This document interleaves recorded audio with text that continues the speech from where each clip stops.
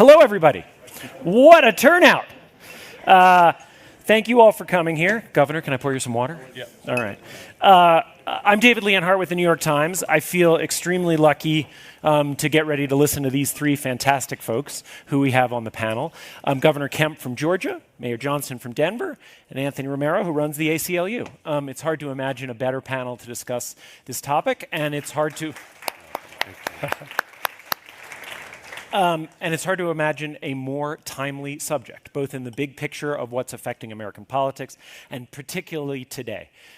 We will get to the Supreme Court ruling. I will confess, I haven't had a time to read it yet. I'm guessing the three panelists have not either. No.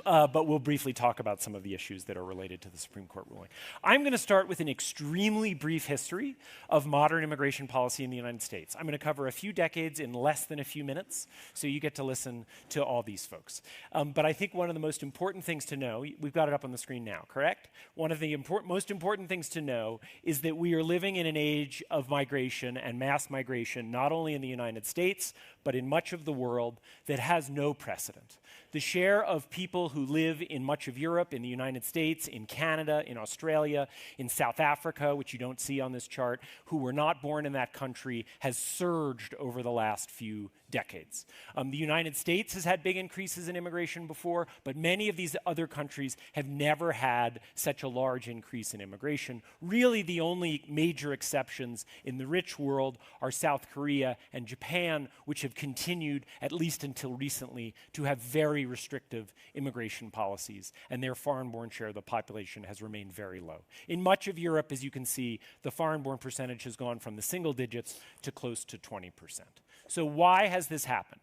Well, I think a lot of people's initial instinct is, well, it's happened because there is more misery in the world than there used to be. That is not true. If you look at the rate of poverty, this is global poverty. I've added Latin America, which is such an important region for immigration to the United States. The amount of global poverty, the amount of poverty in the countries that send immigrants to the United States has plummeted over the same period that immigration has soared. Violence goes up and down depending on wars, but overall violence has also declined. Many people may be saying, what about climate change? Climate change may one day become a very large source of immigration. It has not been over this period. So immigration has surged even though the amount of misery in the countries that send people has been declining over this time. So why then could immigration have surged? One is, of course, there's still a lot of misery in the world. And it has become easier for people to move because of transportation networks, because of social media. And another, and this gets to the end of my little summary, is that policy in many of the rich countries that take immigrants in has changed during these decades. And policy has become more open to immigrants in important ways. This is the United States. You can see the foreign-born population.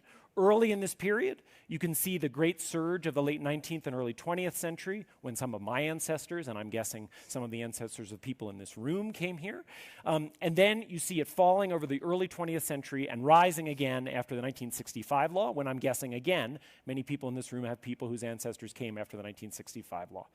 And this brings us to the end of the summary. If you look at the very end of that chart, you can see an extreme increase at the very end, almost a vertical line during the Biden administration. Immigration to the United States during the Biden administration was the most rapid in American history, more rapid in a 4-year span than at any point during the peak years of Ellis Island. And so what we've had in this country is we've had a divide for much of this time between elites and many voters. Elites have wanted more immigration than many voters have. Originally, it was both Republican elites and Democratic elites. Over the last decade or so, the Republican Democratic parties have divided. The Republican Party has obviously become less in favor of immigration. The Democratic Party has become even more in favor of immigration. So we're going to have this conversation in 3 parts: past, present, and future. We're going to start with the very near past, and I want to ask each of the panelists, starting with Governor Kemp, to talk a little bit about why you think elites have always been so much more in favor of immigration than most voters, and particularly, as a Republican, I'm going to ask you to diagnose the Democratic Party. Why do you think over the last decade the Democratic Party has become so much more in favor of high levels of immigration? I kind of feel like the Atlanta Falcons when they play the Denver Broncos at Mile High Stadium. I think to me, when you were going through all that, I was really more focused on you have immigration and then you've got but you didn't mention illegal immigration. I did not. And I think the thing that's really frustrated Republicans really through the whole Biden administration is just the mass migration of people coming into the country illegally. I mean, that was what the whole presidential election is about. It's about a lot of what the Trump administration's doing right now, whether you like that or not. And I think it's, you know, it's really what's been about what's happened at the southern border, just a drastic change because of very simple policies by a president of the United States that's in there now versus one that wasn't. And, you know, I know really the whole time the Biden administration was in office, the Republican governors were just asking for some order at the border because it was affecting every state in the country. I know I've read a lot about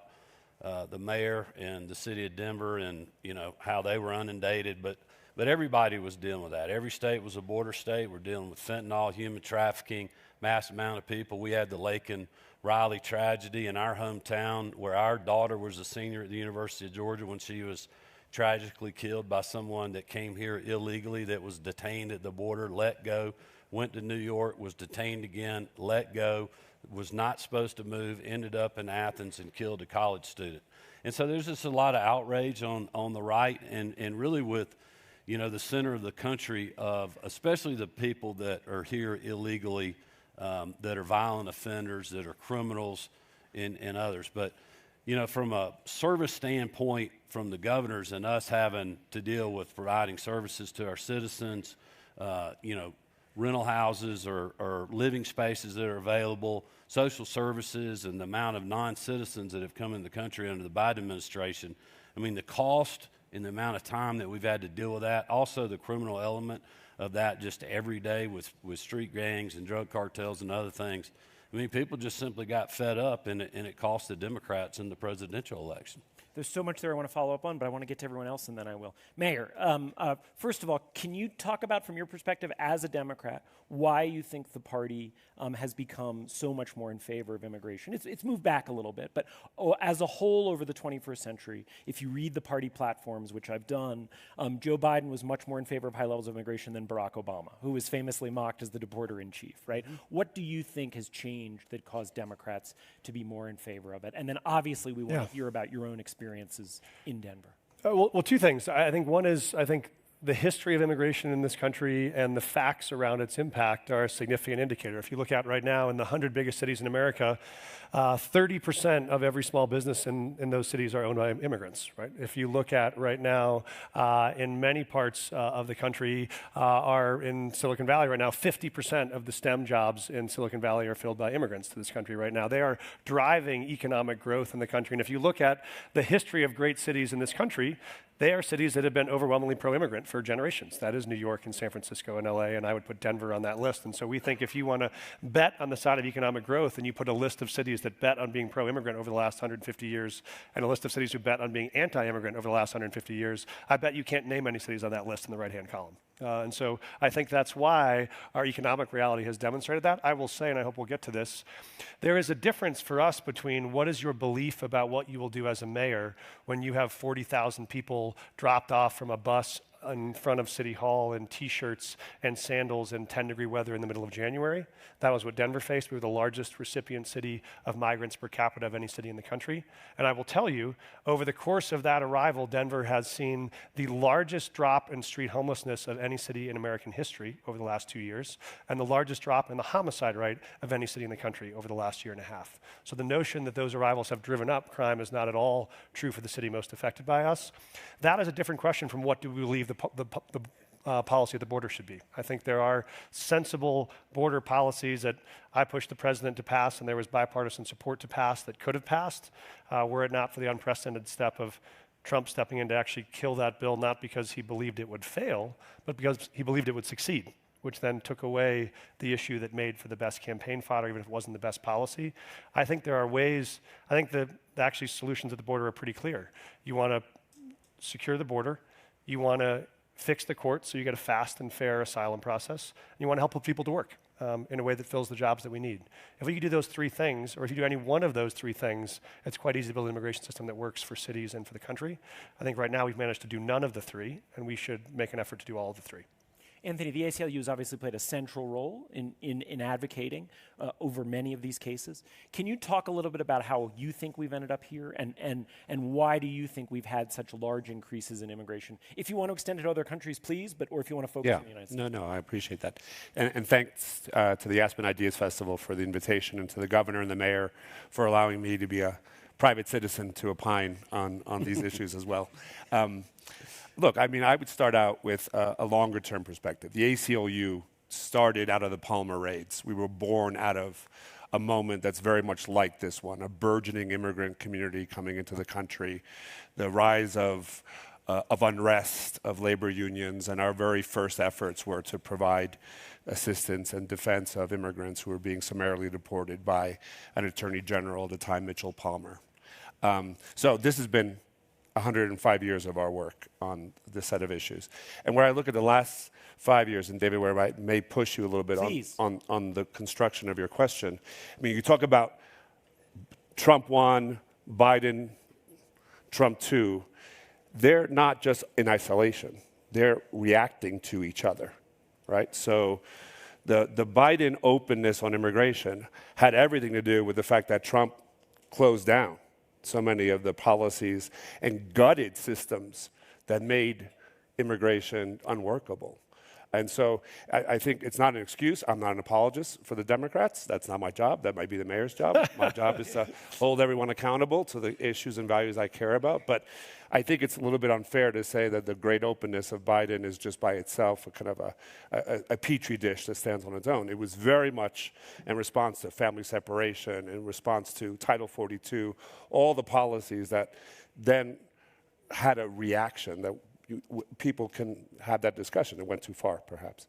Now, Trump 2, it's the whole other way, right? And, you know, the idea now that some of the policies that we're now undertaking are just really breathtaking. And I think I'm just going to sit back and watch it happen, and I'm going to engage it. But for the Republicans, they will harvest what they sow. And this will be a moment of enormous backlash for them. It is unthinkable to think that we're going to have a population, the governor, I really respect your focus on what happened in your state. It's also true that most of the people we are now deporting are not criminals. And it's also true that many of the individuals that we are trying to remove from this country don't fall into the category of Lake and Riley. And that many of the issues that we're dealing with are just about basic due process and who are you targeting and who are you moving out. In response to Lake and Riley, I will say, my client, I have hundreds of clients who are undocumented immigrants at this point. We have 75 cases against the Trump administration. 40 of them are immigration related. Birthright citizenship is one that we'll talk about, is one of our cases. My client, to your Lake and Riley, is my gay hairdresser, Andrew Hernandez Romero, right? Had a little tattoo on his wrist of a crown because he had a nickname that was relevant for. He was summarily picked up, denied due process, and now sits in a gulag in El Salvador. It's the only way to call it, Sacat, right? Now, is that the American system that we want? Is that the criminal that we think is going to keep us safe? I mean, we've got to be able to talk about the narratives. And in some ways, we jump into these cases to ensure that the system is fair and that it's balanced. Now, the one thing I will agree with the governor, this system is totally broken, right? And maybe the altitude that I'm here, but I want to totally cop to it. As the head of the ACLU, this system is unworkable. It's not working. But I will also say that it is the design of some of our government officials to make these systems implode upon themselves. We could deal with backlogs in this immigration system if we chose to, but we're choosing not to. And that had everything to do with the bill that was struck down. And I think we're making bad decisions about where we're going and the impact on this country. Finally, I think most Americans believe that immigrants are a contribution, and they see the contributions they make to communities, to society. I was trying to find this hall over here. There was a lovely fellow who was unpacking the laundry in one of the dorms. I asked him where it was, went into Spanish, and then he told me exactly where it was. I'm like, okay, even the Aspen Ideas Festival, we have immigrants working here.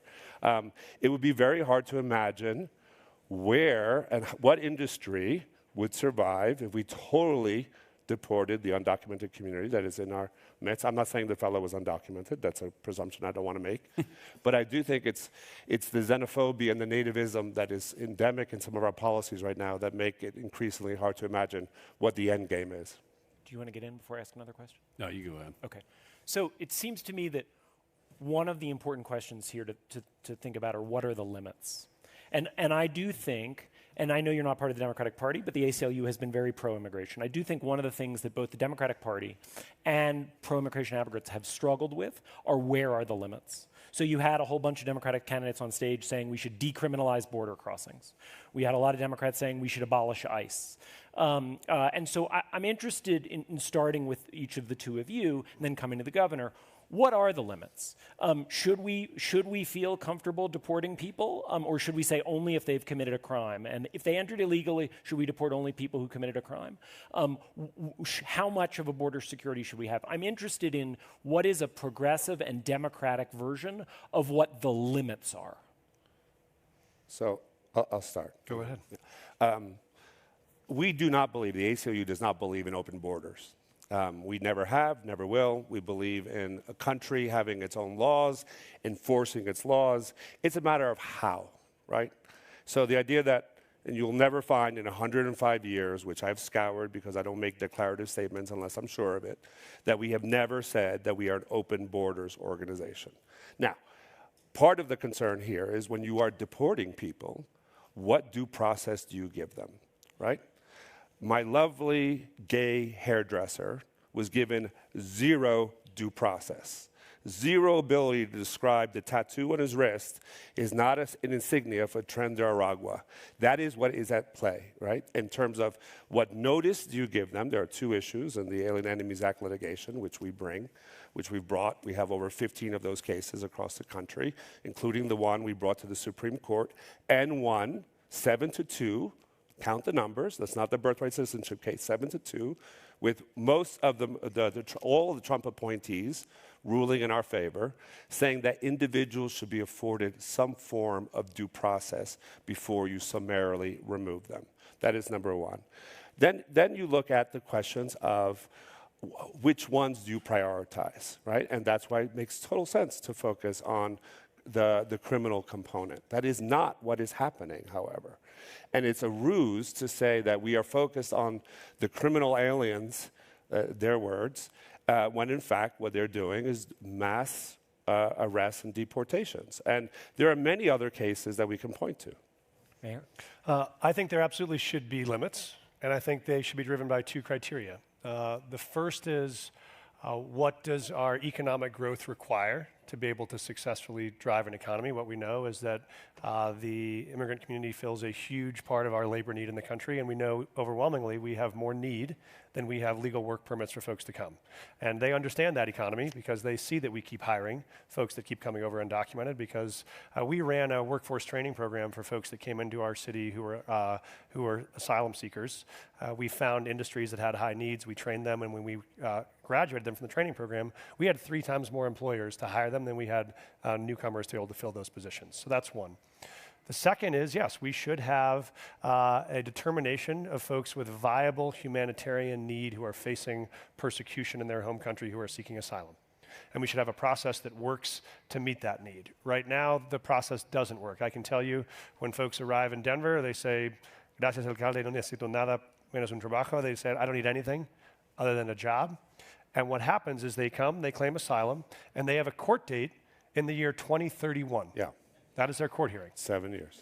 And they cannot work until that court date. That is the worst possible system of all. Yes. And so what you should do is have a meaningful determination of that asylum case in 60 days. And then you know if your claim is valid, you would stay and start working right away. If it's not, we would say you are correct. A lot of stuff you've written about this, David, that there is going to be far more need in the world than we can accommodate directly. So we'll have to get clear what that standard is for the degree of crisis that's true. I have folks who came from Venezuela because they were a member of the police force, a woman who's a member of the police force in Venezuela, who was instructed by the military to tear gas a room full of women and children. And she refused. And that night, the military showed up to her house looking for her and her husband to kill her. She has a viable asylum Yes, claim. she does. She should win. She should. I have a lot of folks from Venezuela who came because their country is in a socialist dictator that's in collapse, and they want out. They probably do not have viable asylum claims, but we should tell people that in the first 60 days, not make them live in the shadows for 7 years, and then try to deport them after their kids in 3rd grade. And I think it's important to put a point on this. What I take from what you're saying is if they have a viable case after 60 days, they can stay here. And if they don't, they have to leave. That's correct, and that's what was in the legislation that Trump and some of the most conservative Republicans in the Senate supported. I'm sorry, that Trump opposed, but that Biden and Republican senators worked to align on that would have done that. Governor, one thing that I think I notice is a difference here between a lot of Republicans and Democrats, and I want to ask you so you can disagree if I'm wrong. And this really relates to the Lake and Riley Act. I assume most people know what the Lake and Riley Act is. The governor mentioned it. Lake and Riley was a University of Georgia student who was murdered by an undocumented immigrant. And it's a bill, was it the first bill that President Trump signed? It may have been. That essentially said people who are in this country illegally and are accused of certain crimes can be deported without going through the process on those other crimes. One of the differences I notice is a lot of Republicans say, look, if you are in this country illegally and we discover that and we can prove that in and of itself is cause for deportation. And a lot of Democrats are more uncomfortable with that. And that is why they haven't liked the Lake and Riley Act, because they've said, well, wait a second, we haven't proved that these people committed these other crimes. And Republicans said, yes, but we know they're here illegally. Do you think that's a fair dichotomy? Well, I would just say you had a lot of Democrats that voted for the Lake and Riley Act. That's true. So, I mean, that's the part of Congress. I think maybe the mayor should run for Congress and go up and try to fix some of the problems we have. But, you know, kind of thinking back to what him and Anthony both were saying, I mean, look, all sides can have horror stories that are good on TV and clients that they're defending or people that have been tragically killed. We had another person in South Georgia that was hit by illegal person in our state that was drunk driving and took the life of, you know, a son or son or a daughter away. But I think this all started because we really had, and whether it was backlash or not, with what the Biden administration did, I mean, they just had no enforcement at the southern border. And so while that may have been a backlash against what Trump did in his first term, Trump's now backlashing because he got elected because people were outraged that, you know, there was 8 to 11 million people that came in the country illegally. So are we a country of laws or not? And I agree, look, we should have due process. We should have legal processes for people to go through. The system is definitely broken. But I will just tell you, in Georgia, you know, we are working with the Trump administration with the 287G program and our state patrol and our corrections. And when we have dangerous people that we have locked up that are non-citizens that have violent offenses, you know, we are working with the administration to get them deported. And we're working with local law enforcement that wants to work with us, that when we're arresting people that are here illegally, that are violating the laws, whether it's drunk driving, drug crimes, or whatever, you know, to work with ICE and get them deported. I mean, I think that's what a lot of people voted for Donald Trump to do, certainly something that I support. But the fact is, you also have a lot of other people, whether you like it or not, they came here in an illegal way. And their status is that they are, you know, illegal aliens in our country. How we deal with that, we need the Congress to act on that. I said yesterday, I got kind of jeered at the Ideas Festival because I threw an idea out there of that I thought, you know, Trump is, whether you like it or not, he's made great success at the border. And now, you know, he's starting to get some pushback from the ag community and others. I mean, look, agriculture in Georgia is our #1 industry. We need a robust H-2A program.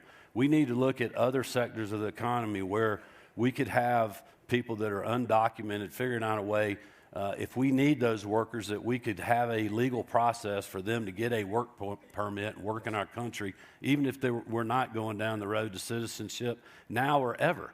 But I think the Congress could work on that. I personally believe after the midterms and Trump gets toward the end of his tenure. We hope.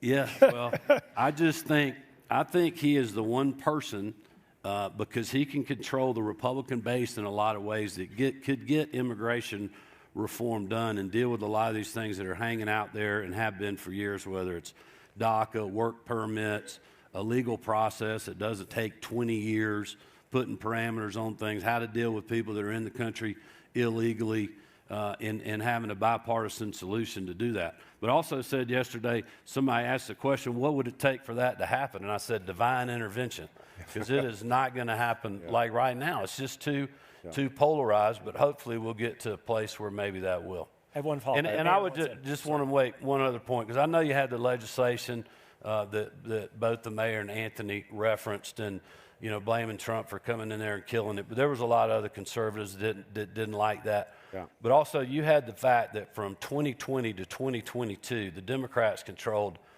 both houses of Congress, and Joe Biden was the president of the United States. And they did absolutely nothing on this issue when you had every Republican governor in the country that were asking them to do something.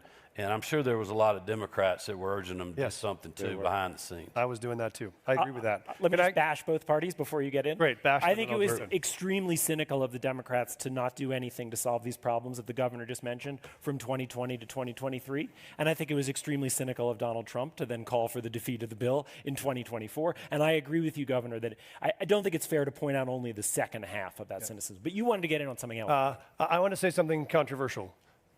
I actually think Democrats and Republicans agree on the question of who should go and who should stay. Exactly. What I think has happened is Trump did a brilliant job of painting a national narrative about immigration that led folks to believe they want something they don't, which is when you tell the story that there are Tren de Aragua gang members taking over every community in your city, and you should be terrified if you go out to a park, you will get murdered in cold blood.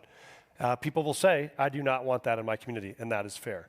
What has happened is that you have then confused that with the general population of folks that are migrants. So what may be true is Americans may not like immigration, but Americans do like immigrants.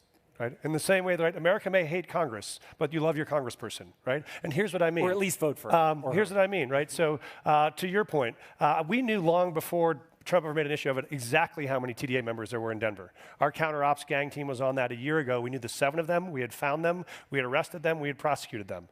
Because we don't actually judge gang members by what tattoos they have. You have far more sophisticated information to find that. So there was no problem with TDA. But what also happens is if you take my Republican family in Mississippi, right? I have a lot of Republicans in my family. A lot of them didn't vote for me, maybe for other reasons, but also for that. But what they do have in Mississippi is every year we go there, the night before Thanksgiving, we all go out to the local Mexican restaurant for dinner, and we love it. Yeah. They all voted for Trump. They were all worried about immigration. What they were not planning on was the 7 guys who run that Mexican restaurant getting deported and the restaurant being shut down. They actually didn't sign up for that. That was not the person they were worried about in their local community, nor is it the woman who takes care of their mom in the retirement home in Palm Beach that just got 10 of those folks who lost their work authorization and will be deported, nor is it the center midfielder on my daughter's soccer team who she plays with every week. When Americans actually get to know the folks they spend time with, they're quite clear that is not the people they want packaged up and deported, but that is a different story than what's been told to them. What has to be disentangled is the story from the reality. Governor, coming off that. Can I just ask? I would just want to make one clarifying point when the mayor talked about, people don't like immigration, but they like immigrants. I think from my perspective, people are very frustrated and are tired of what happened with illegal immigration. I mean, I am pro-legal immigration. Our state, just since I've been governor in 2019, we've gone from the 4th largest to the 3rd largest Asian population in the United States of America. So we have a lot of South Korean businesses in the state.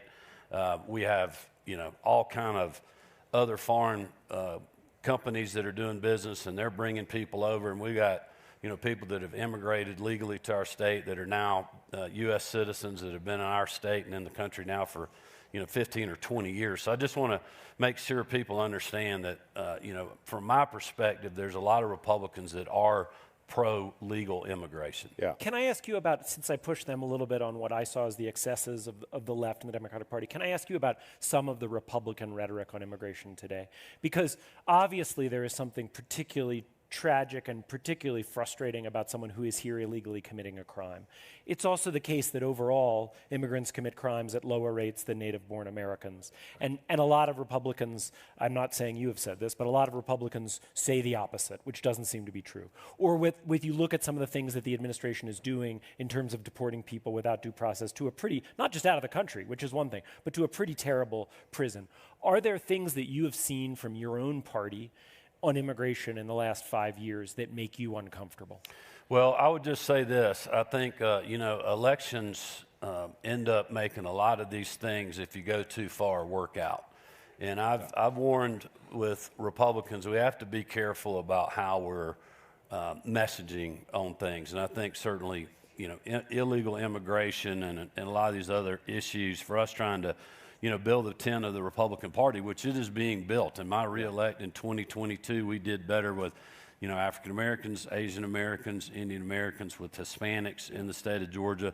President Trump has done that in a lot of ways too, but also think they got to be very careful going into the midterms of going too far on some of these things and making sure, rather than having, a lot of rhetoric that scares a lot of people, to really explain what the policy positions are and do that in a way that makes for good politics. So if you read between the lines of what the governor just said, I'll be equally provocative. Yeah, the governor wanted to run the mayor for Congress.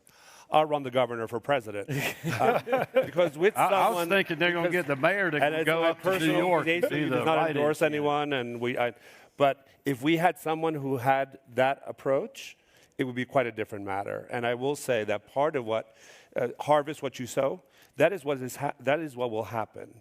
And there is this hypocrisy and this kabuki theater, forgive me, Governor, within the Republican Party. They know that their policies are not working for them long term. They don't know how to get off that bus that President Trump is driving. And they know that this is going to careen them right into a brick wall. And that's why I think so many of the policies that are playing out will end up becoming a real impediment for the Republican Party to do what it could uniquely do. I don't think Democrats will ever be able to do immigration reform. Sorry, Mayor. Right? I mean, equal opportunity. I'm not giving up hope just yet. I think Nixon is the only one who can go to China. I think it has to be a Republican leader who gets us comprehensive immigration reform. However, this president, although there are elements in his government who have an interest, and I have conversations with them, I think is incapable of doing it because he's just let the nativistic agenda just go amok. I would just say this, Anthony. I was thinking when you said the Republicans are headed toward the brick wall, I think the Democrats have already crashed into it. I'm not going to defend the Democrats. Anthony, can you be specific about that? Because I think if we'd been on this stage 10 years ago, right. Trump had announced his campaign, 10 years ago, 9 years ago, 8 years ago, what we all would have taken your comment to mean is President Trump's comments about immigration are going to cost him with Latino and Asian American voters. And in fact, the Republican Party over the last decade has made large gains with Latino voters, with Asian American voters, and particularly with immigrants. But who's he losing support from? Ag, the entertainment industry, the hotel industry?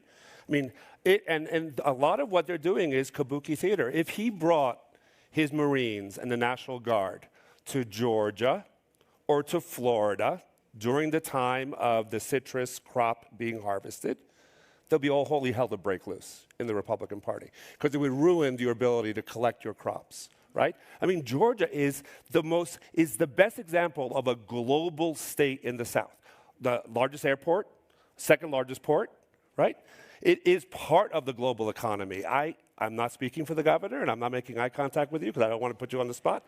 But I can only imagine the kind of ambivalence that some of these policies are playing out for local Republican elected officials.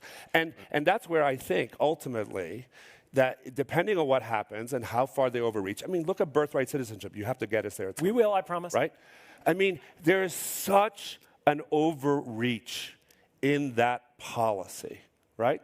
And even though today was disappointing, it's breathtaking that they're trying to run the ball down that field. So both, you're saying the economic effects and how far they're going now will cause a backlash, even though it hasn't yet. Okay. Mayor. Yes. I'll come to confession now, too. I feel like we're all going to own up to our mistakes. So I think what you've written about this and what is very true is we do seem real deep dismay, disappointment, anger, and frustration from our communities of color in the Democratic Coalition about how we've handled immigration. You see that's true in Asian American populations, our Vietnamese immigrants who came to Denver 50 years ago on a boat with nothing and figured it out, our Mexican American immigrants who've been in our city for 15 years still waiting for status adjustments and lived through multiple Democratic administrations who said we were going to take that on. I was a school principal before I did this job, and about half of my students were undocumented immigrants who couldn't go to college unless they paid out-of-state tuition. immigration. That was why I ran for office the first time, was to fix that problem. Those kids have been waiting to make sure that they had a chance and get a path to citizenship, and we haven't solved that. So then when you see 40,000 people arrive from Venezuela in the last year, and we're spending a tremendous amount of money and time and political effort to support them, and they're saying, what about the community I've been living in for 15 years that's been underinvested in and under-resourced, that doesn't have job training or work support, and for whom you've never gotten me a solution to my status problem that's 15 years old? I think that was part of the reason we did see Black and Latino and Asian American voters move to Trump in this past election, and we deserve that. But I think the answer is not that they are anti-immigrant. They are pro-fairness, which is the folks that have been waiting in line for 20 years should have a path to get that fixed. And the folks that come here with a valid asylum claim should have a path to be heard. But the controversial thing is, the reason I'm optimistic is, yeah, I was lobbying a Democratic president for a bill written by Senator Langford and Senator Cornyn on immigration reform that would have been probably the most conservative immigration bill in 40 or 50 years. And it would have, but what it would have done is be honest and say, we can't take asylum claims from everyone. And what happened is people respond when you're in crisis. If you know you can come, make an asylum claim, and wait for 7 years before the hearing, then you come and claim an asylum because that's the way to get in the country for 7 years. If we actually had a fair system, which this backed, which would have said, we'll make your decision on the merits fairly in 60 days, then fewer folks would come who knew they don't have strong claims, and the folks that don't have strong claims would get fair due process and would not be able to stay. That would be a fair system, and that would be one that I think a number of us would support on both sides of the aisle. Let me just make one point to Anthony about all the farmers in South Georgia, which is the reason that we are now. We have a system with the H-2A program and the other work visa programs. We have great farmers. You know, Vidalia Onions is a prime example. These people have been having folks come and pick their onions for years. They're in the H-2A program. They're providing housing. I mean, the Biden administration upped the wages on these folks, upped the regulations, made it harder for them to make the numbers work, compete with other foreign interests around the country. And they're trying to do the right thing. They're trying to do it illegally. And you have the federal government that has made it harder for them to participate in that. And that's why people got so frustrated with this process and why it's not working, which shows that, you know, eventually there's going to be hopefully a non-polarizing environment or somebody somewhere sometime that gets cooler heads together to like deal with all these kind of issues. So that's actually a nice segue. So Senator Ruben Gallego, just across four corners, is that technically a border state for Colorado or no? Okay. Every state's a border state. Oh, I meant with Colorado, but yeah. So Senator Ruben Gallego, a freshman senator from Arizona, who won election in a state where Donald Trump won, in part by being more moderate on immigration than his party, and some of his ads are worth watching. He's a fascinating candidate. He talked both about his own story as the son of an immigrant and said that our border is broken and we need tougher border security. He has proposed a bill in Congress that would, to me, looks like the broad outlines of what a future solution might be, whether it's a Republican president or a Democratic president who signed it. It's much tougher border security. It's a version of E-Verify, which says that employers have to verify that their workers are here legally. Without that, it seems to me that we're not serious about illegal immigration. And then it also starts to create a path for people who have been in this country.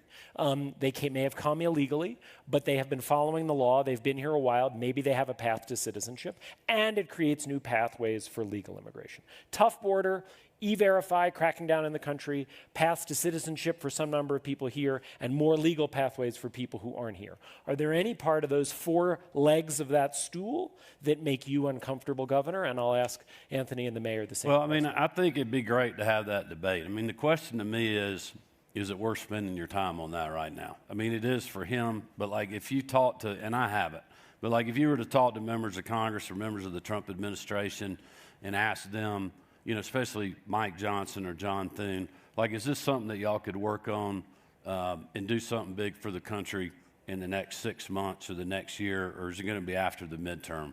I mean, I don't know the answer to that question. I would think it's probably going to be after the midterm, because I think when when they get the tax bill done and whatever else they're going to have to do and take breaks, and then you're going to start getting into the campaign cycle. I just don't know if they would be able to do something. I mean, y'all may have a better idea. But even if it's 2027 or 2030, is there any part of that framework that makes you uncomfortable? Well, I'm comfortable with anybody dealing with this issue. I mean, a lot of conservatives like me for years have been just saying, let's just secure the border. And everybody's like, we need comprehensive immigration reform. What does that actually mean? It means a lot of things to a lot of different people. But for a lot of conservatives, I know, Chris, I was on a panel in Davos with Sinema, Coons, and Manchin 3 years ago. And Sinema was talking about this bipartisan immigration bill that they were doing. And I just made the point, it's great you're all working on that. But like, while you're doing that, just secure the damn border. I mean, everybody in the country was frustrated by that. And so now that that has been done, I think it does give people like me, other conservatives in Congress, or even other moderate Republicans, a lane where you could start having those discussions. Whether they will do that or not, I'll just be honest with you, I do not know. Mayor, any of the 4 legs of the stool that I mentioned make you uncomfortable, or any I missed? No, I agree with them. I think it is secure the border. It is fix the courts to give people a fair and fast process for asylum. It is put people to work, increase the number of work authorizations, and it's give people a path to citizenship. I do want to say one thing, come back to maybe a closing point after that, but I do want to say one thing about both to give credit and blame to the last administration on this question. I want it to be clear because I watched every single day the number of buses that arrived in Denver with how many migrants that came into the city, and I had to figure out where to put them in a hotel that night. So I can tell you we were at 200, 300 people a day, 11 or 12 buses a day at the end of 2023. In January of 2024, when Mayorkas went to Mexico and started negotiating with the Mexican president about putting more forces on the northern border, those numbers dropped dramatically. We did not see a single arrival since June of 2024. So when Biden made the decision to then take the action to close the border, our arrivals stopped. That crisis was over in June of 2024 in major cities in America. That is true, and he should get credit for that. There's no major policy change Trump has enacted that wasn't already in place that Biden put in place in June of 2024. The mistake was, I then went to them, as other cities did, and said, let us tell the story of how you have solved this problem, because this crisis is now over in places like Denver and Chicago and Boston. And they said, if we're talking about immigration, we're losing. And I said, you cannot avoid or dodge this topic. You have to address it, lean straight into it, say there was a problem, and you fixed it and own it. The misperception is that they didn't fix it, or that it wasn't fixed because they refused to tell the story about the mistake and the change that fixed the mistake. Anthony, I promise I'm coming to you. I would add one other thing, which is I spent a lot of 2021, 22, 20, and 2023 talking to the Biden administration, people in it, about the huge numbers that were coming across the border and coming to this country. And they said, there's nothing we can do about it. And they were wrong about that. There was something they could do about it. They did it in 2024, and they could have done it earlier. Right. Anthony, you may want to disagree with that, but also I'm interested in your thoughts on the 4 legs of the stool. They were a little bit of Charlie Brown with a football, though. They spent the previous 9 months believing they could get a bipartisan deal and spent their time on that. And that turned out to be false. So it wasn't that they were doing nothing. They couldn't get that done. And to my mind is they could have done executive actions that they did later while pursuing a bill, and they didn't do that. That's your point of do that step first. It's all the devil's always in the details. I think those are the 4 right levers to pull. I think it's a question of how you reopen the asylum system, which we have summarily closed. This is a country that does grant an individual a right to apply for asylum, and the fact that it doesn't really meaningfully exist at this moment is something we have to address. The Dreamers is something I think we need to come back to. Certainly they're the most sympathetic group of individuals that we should try to find a pathway for them. But I will say this, and so it's, yes, I think all those levers are there. Including E-Verify. The ACLU would be okay with we don't love it, but I think it's necessary to trade off. The perfect cannot become the enemy of the possible. You have to. IRCA, the Immigration Reform and Control Act of 1986, had a version of E-Verify. IRCA was the most important piece of legislation passed by a Republican president, Ronald Reagan. And so I think it could all work. What I will say is my organization is assiduously nonpartisan. I know our issues, our values, more often align with Democrats than with Republicans. That's because we believe in pro-choice, we believe in racial justice, we believe in the rights of immigrants. We also have defended over the years, like the National Rifle Association in a Supreme Court case 2 years ago. They were my client, I was their lawyer. And I keep real relationships with Republicans. It's important for me. I have talked to members of the Trump administration on what could we do. Pathway to citizenship, I am told, is off the table. Right? They cannot do it. Why? Because you have a Steve Bannon and a Stephen Miller who every time you begin to walk in that direction, they ratchet up the kind of the MAGA, nativistic, xenophobic base to shut it down. That's what they did to Brooke Collins at the agriculture. So I think until the Republican Party really comes to grips with the fact that some of their constituents are unleashed, it will get in the way of them being able to find a solution that I think we all need. Let's talk about the Supreme Court and birthright citizenship. So for folks who haven't read the news, the Supreme Court ruled 6-3 this morning. The technical part of the ruling, and I welcome any corrections, had to do with limiting this idea of nationwide injunctions. Yeah. And what that is going to mean is that it appears that Trump can essentially end birthright citizenship temporarily, which means people born in this country to parents who are here illegally will not get citizenship, which is a pretty radical change to our country. How do you view, starting with you, Anthony, how do you view the decision, and where do you think we go from here? So it's a loss. There's no way to gild the lily. It's a loss for us, from my perspective. The New Jersey Attorney General did a brilliant job of saying why in this particular case. I was at the Supreme Court. I watched the argument. He was brilliant. He made a case of why this nationwide injunction was necessary for the states to be able to protect the rights of their citizens, not all of whom live in their state. So if you're a New Jersey couple and you're on vacation in Delaware and your baby comes early and it's born in Delaware, you are concerned about the laws of Delaware conferring citizenship on your New Jersey resident. That's why I thought he was brilliant at saying, you got to give me a nationwide injunction. Let's also be clear. Nationwide injunctions are a pox on both our houses, right?